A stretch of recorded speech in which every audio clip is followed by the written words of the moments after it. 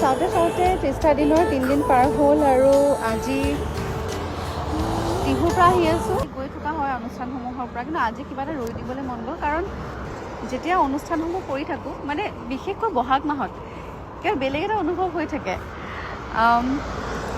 আজিও ৰৈ গৈছোঁ, মানে মোক বিশেষকৈ ব্যক্তিগতভাৱে এই গোটেই পৰিৱেশটোৱে মোক মানে বহুত ফ'কাছ কৰাই দিয়ে। আৰু এতিয়া আজিৰ দিনত আচলতে মোৰ কেইবাটাও কমিটমেণ্ট আছে।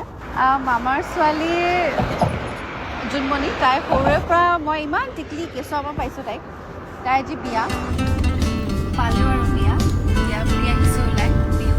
বিহু আছে আজি, ৰঙিয়াত আছে, চিৰা খাই পাপাও আহিছে। পাপা চে হাই, ভালে পাপা হাই গৈ দিয়া।